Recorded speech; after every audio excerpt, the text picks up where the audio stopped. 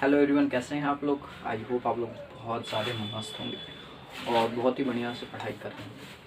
तो दोस्तों, आज के इस वीडियो में यानी आज के इस लेक्चर में मैं आपको क्लास 10th का अर्थमेटिक प्रोग्रेशन पढ़ाने वाला हूं, जिसे हम लोग हिंदी में समांतर श्रेणी बोलते हैं। ठीक है, तो मैं आपको हर एक क्लास का वीडियो अपलोड करूँगा 12th तक।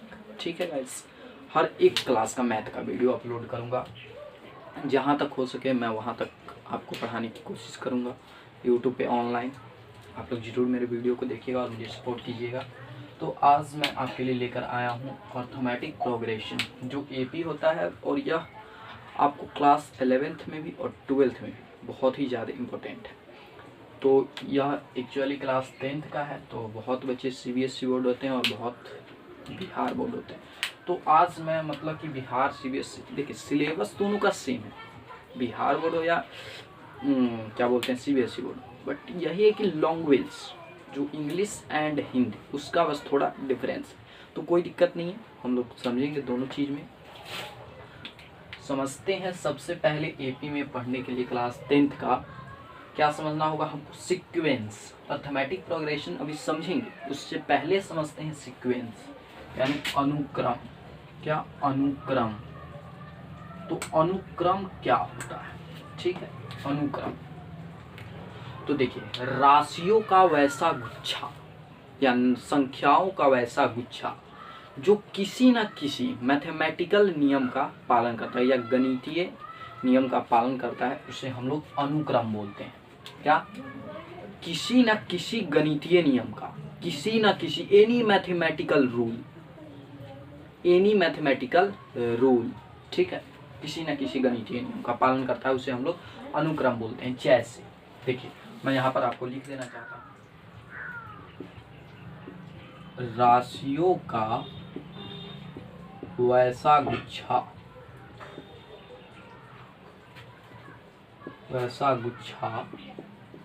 जो किसी न किसी मैथमेटिकल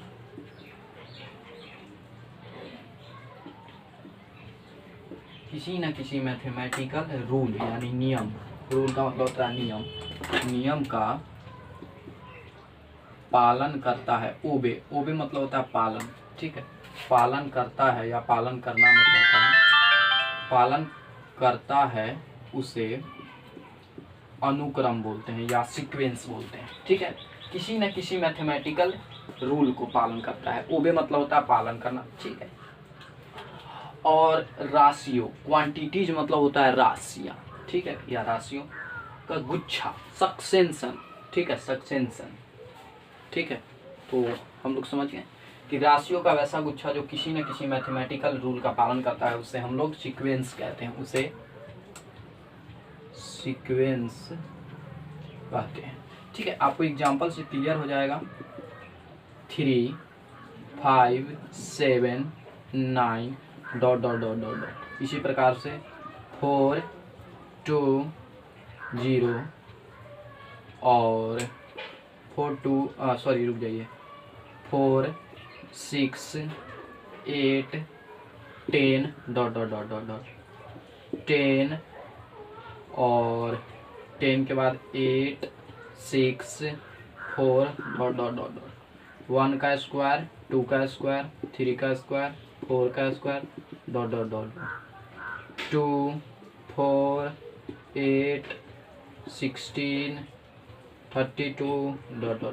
देखिए ये आपको एक बहुत ही सुंदर सा एग्जांपल दे दिया कि ये किसी न किसी क्या कर रहा है, गणितीय नियम का पालन कर रहा है। जैसे देखिए 3 में 2 जोड़ रहे हैं तो क्या आ रहा है 5, 5 में 2 7, 7 में 2 9, 9 में 2 11।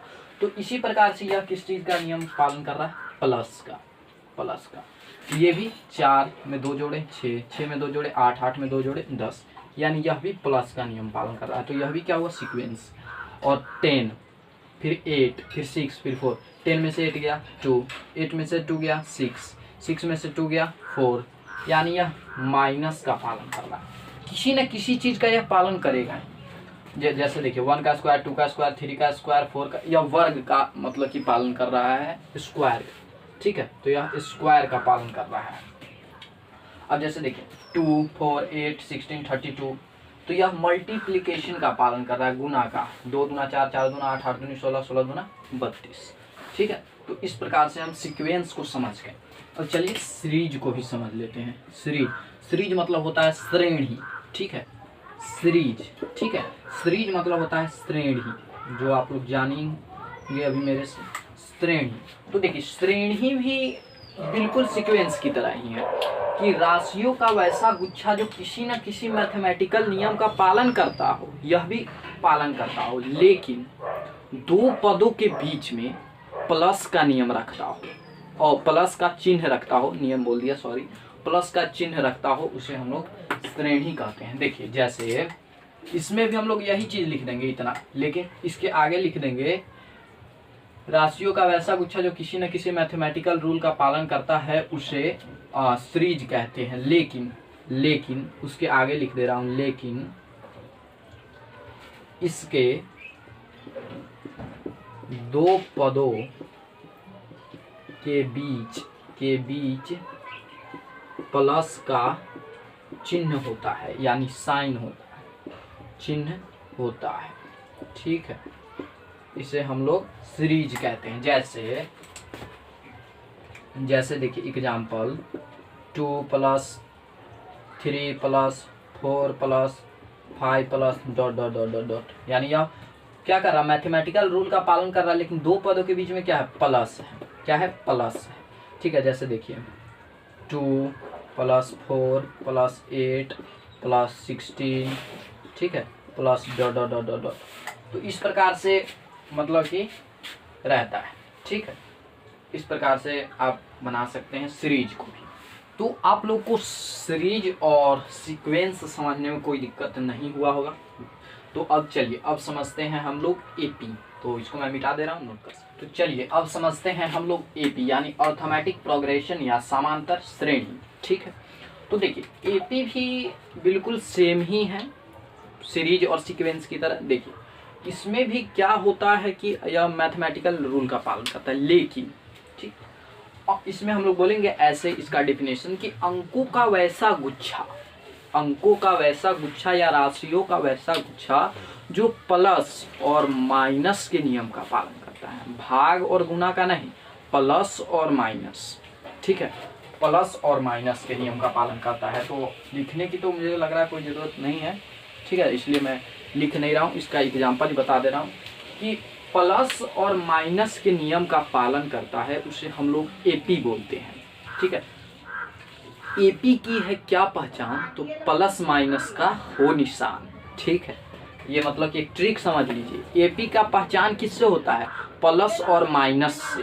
ठीक है, प्लस और माइनस से एपी की पहचान। कोई पूछेगा एपी क्या बोलते हैं, एपी किसे बोलते हैं, तो आप बोलिएगा एपी की है क्या पहचान, जिसमें हो प्लस और माइनस का निशान, उसे ही एपी कहते हैं। ठीक है, तो चलिए अब हम लोग इसका एग्जाम्पल मैं दिखा देता हूँ, बिल्कुल उसी प्रकार से लिख देंगे 3, 5 और 6 बोल रहा हूँ सॉरी, 3, 5, 7, 9 डॉट डॉट डॉट।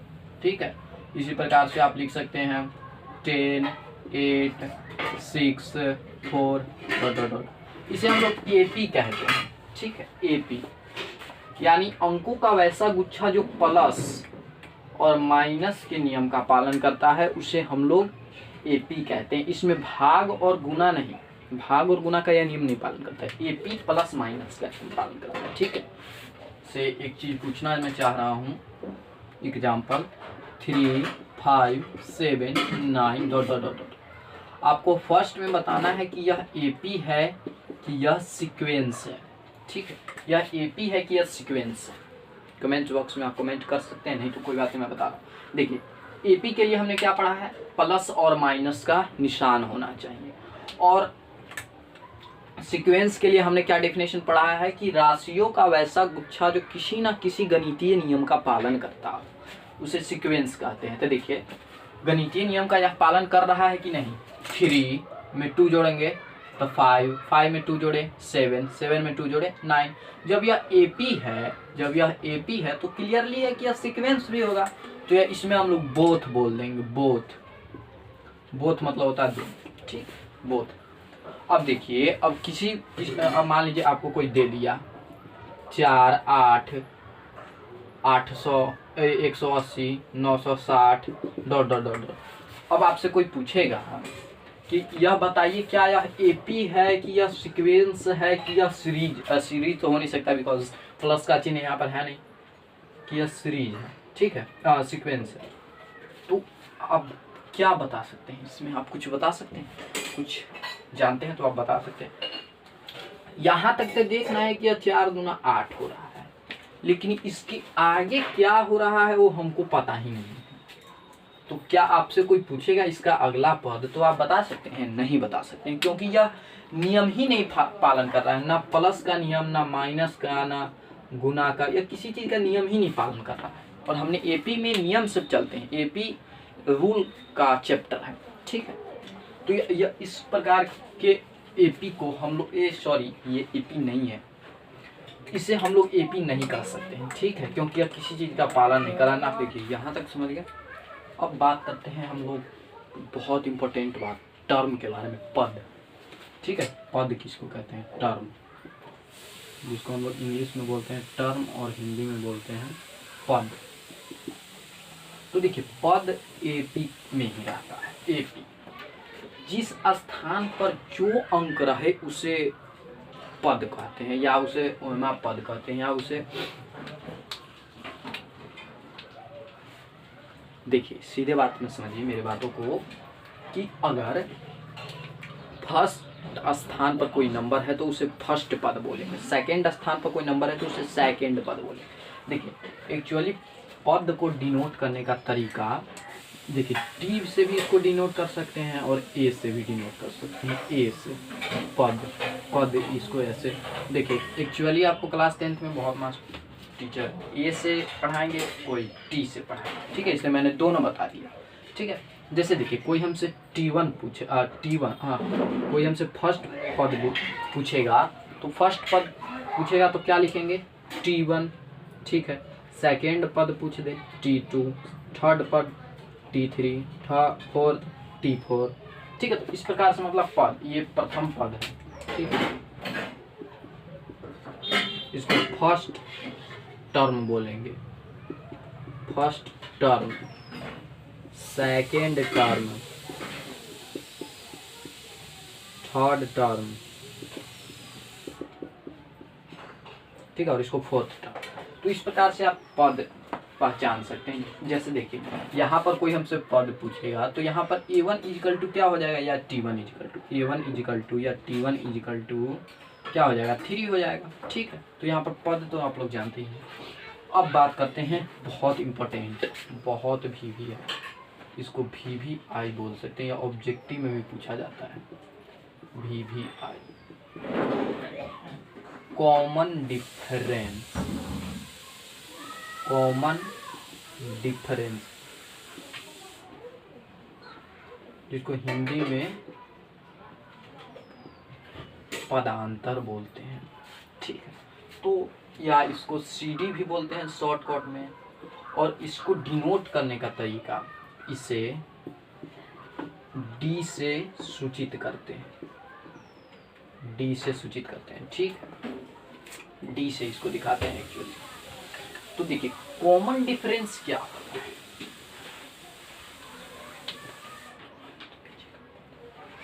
देखिए किसी भी एपी में, जैसे मान लीजिए यही एक एपी है, किसी भी एपी के पद में से तुरंत पीछे वाला पद को घटाना इज कॉल्ड कॉमन डिफरेंस, ठीक है, कॉमन डिफरेंस। यानी किसी भी एपी में कोई भी पद में तुरंत पीछे वाला, जस्ट पीछे वाला टर्म को घटाना कॉमन डिफरेंस कहलाता है, ठीक। देखिए कॉमन डिफरेंस कहलाता है, जैसे मान लीजिए एग्जाम्पल 3, 5 और 7, 9 डॉट डॉट डॉट। इसमें कोई हमसे पद पूछेगा कि इसमें पद क्या बताइए, कॉमन डिफरेंस बताइए, कॉमन डिफरेंस सॉरी CD, अगर यानी कोई हमसे D पूछ दे तो क्या बोलेंगे? 2, यानी जो भी बोले, यानी आप किसी भी पद में से A2 में से A1 घटा सकते हैं, A3 में से A2 घटा सकते हैं, A4 में से A3 घटा सकते हैं। ठीक है, आप इस प्रकार से कर, यानी किसी भी पद में से जस्ट पीछे वाला पद घटाना कॉमन डिफरेंस कहलाता है। ठीक है, जैसे देखिए इसी में कोई हमसे D पूछ दे तो मान लीजिए A2 में से यह क्या होता है A1 A2, या इसको T1 T2 भी बोल सकते हैं। ठीक है, A2 में से A1 यानी 5 में से 3 गया तो आपका आंसर 2, और 7 में से अब क्या जाएगा 5 जाएगा तो आपका आंसर 2, और फिर 9 में से 7 जाएगा आपका आंसर 2। यह एक प्रकार का AP है। अगर ये कॉमन डिफरेंस भी इक्वल आ रहे हैं तो उसे हम लोग AP ही बोलते हैं। ठीक, यह AP में है।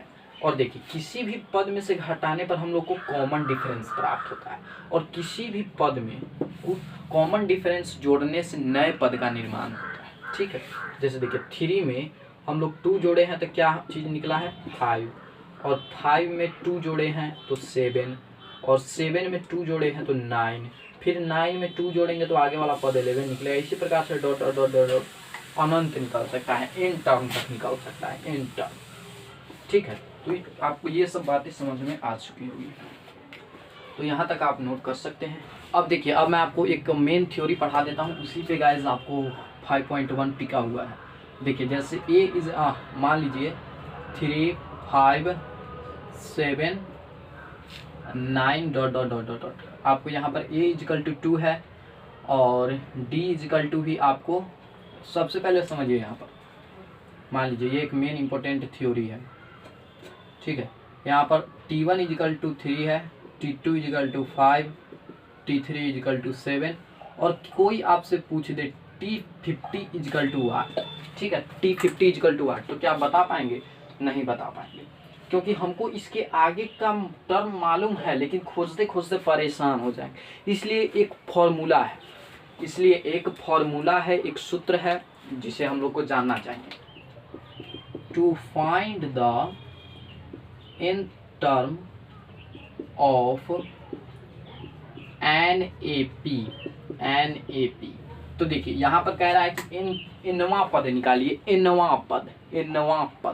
ठीक है, तो क्या हो जाता है, सबसे पहले तो हम लोग को मान लेते हैं कुछ, let A be the first term, sorry English में लिख दिया मैंने, माना कि A प्रथम पद है एंड D बी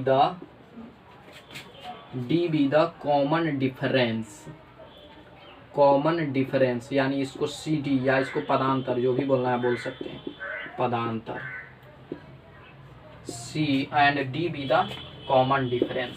देन आप ही बताइए, हमने प्रथम पद क्या माना है A, हमने A, और कॉमन डिफरेंस D माना है। कोई आपसे T1 इजिकल टू पूछे, तो आप क्या बताइएगा, T1 इजिकल टू A। कोई T2 इजिकल टू पूछे तो A plus D, T3 equal to पूछे A plus 2D, T4 equal to पूछे तो A प्लस 3D। इसी प्रकार से आप करते करते करते लाख करोड़ तक पहुंच जाएंगे और अंत में जाकर आप पहुंचेंगे TN पद पर। तो TN पद क्या हो जाएगा, तो आप लोग फॉर्मूला रट चुके होंगे, A plus n-1 into D। ठीक है, लेकिन अभी वैसा नहीं है, मैं आपको बता रहा हूँ कि वह कैसे आया। तो देखिए इसमें सब पद में A देख रहे हैं, क्या है A है, तो यहाँ पर हम लोग A लिख देंगे, A और प्लस D n-1 यहाँ तक लिख देते हैं। उसके बाद इस D का मतलब समझाता हूँ। D हम लोग क्यों लिखते हैं, D जो D है वह क्या देख रहे हैं कि T2 है, T2 तो T2 में A तो सब में है, A तो भाई सब में है।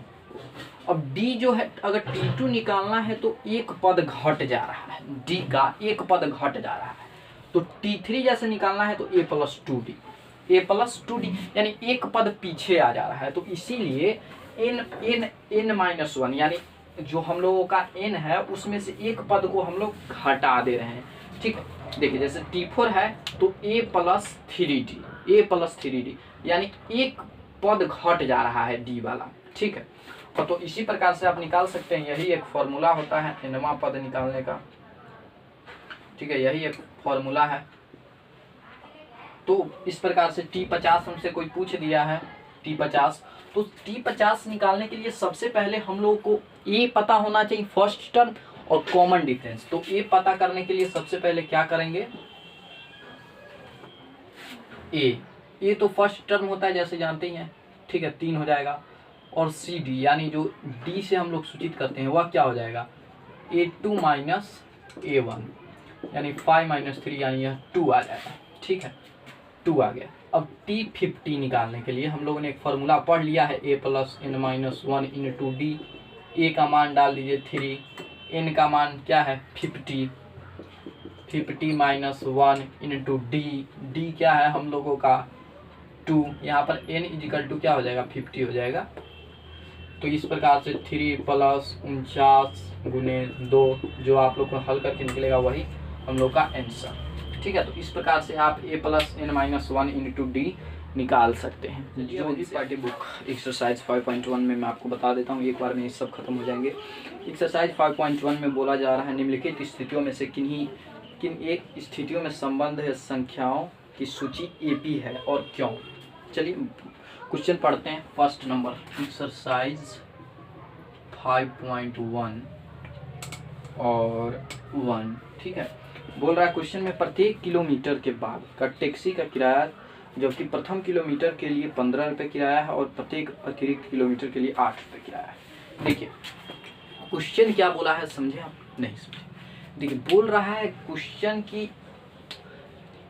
क्वेश्चन बोल रहा है कि प्रत्येक किलोमीटर के बाद का टैक्सी का किराया, ठीक है, प्रत्येक किलोमीटर के बाद टैक्सी का किराया। देखिए प्रथम किलोमीटर के लिए आपको 15 रुपये किराया देना पड़ रहा है। कितना रुपये, 15 रुपये, यानी प्रथम जो आप चल रहे हैं उसके लिए आपको 15 रुपये किराया देना पड़ रहा है।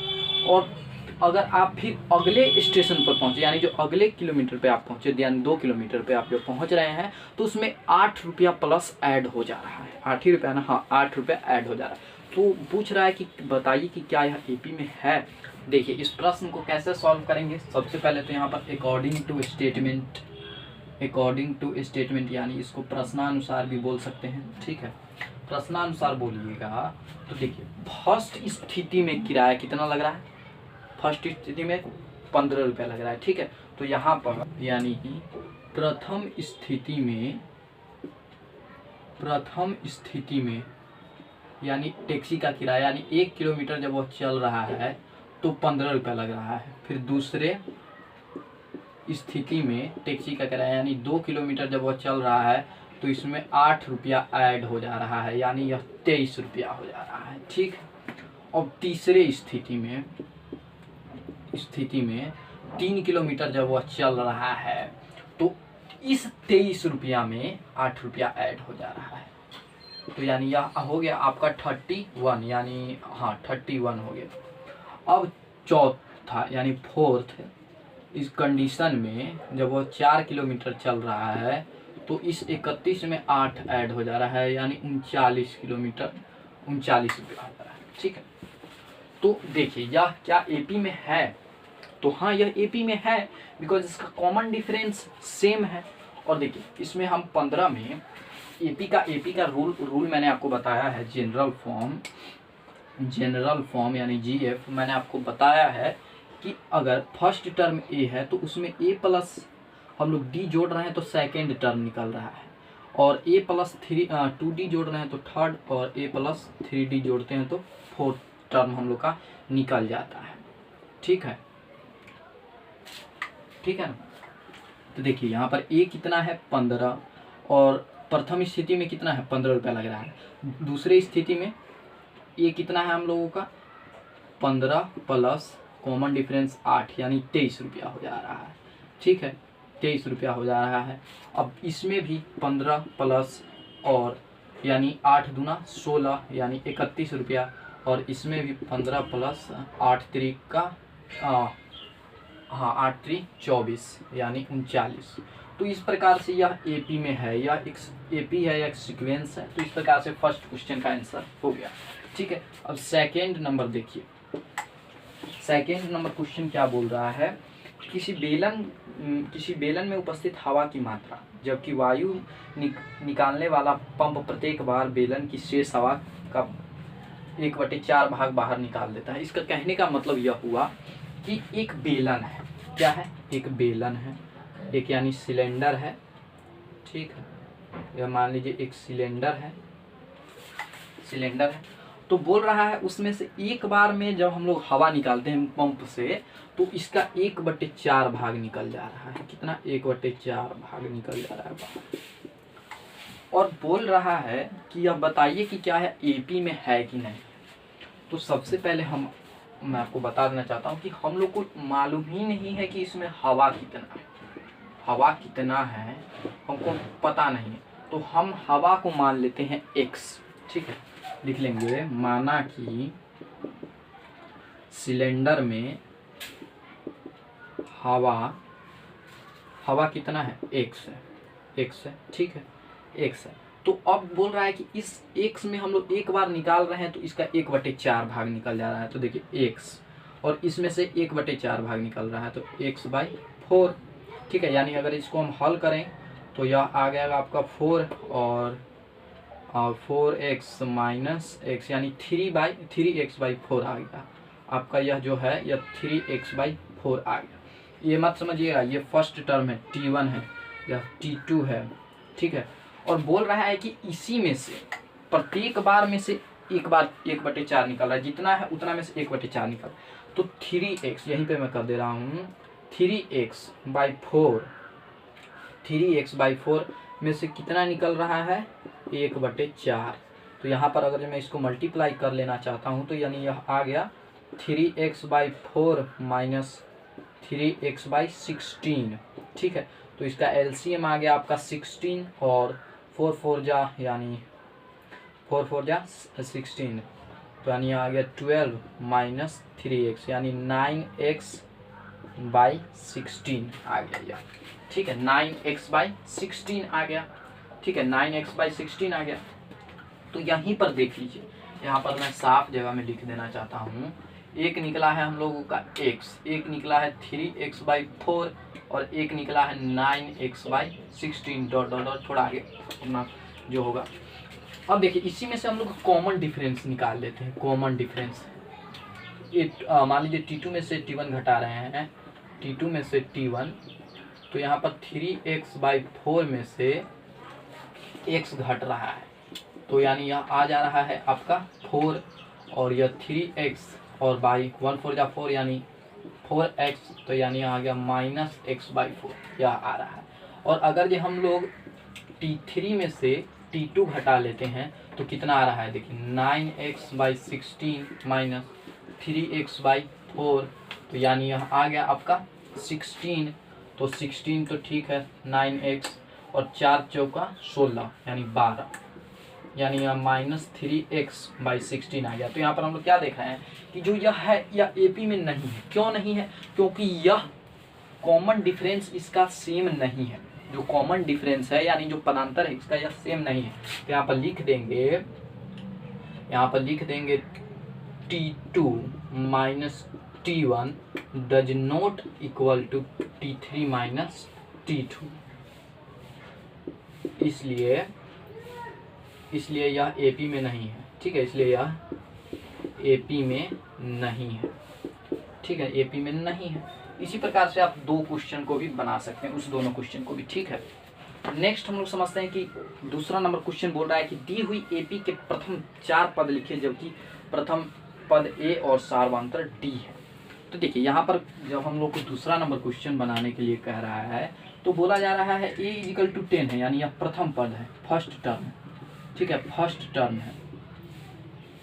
टर्म है और जो इसका CD दिया हुआ है यानी जो D है वह 10 है। तो बोल रहा है कि इसका AP के प्रथम 4 पद लिखिए, 4 पद, यानी प्रथम पद तक A है, A equal to T, second पद A प्लस D यानी 10 प्लस 10 ही है, हाँ 10 प्लस 10 यानी 20।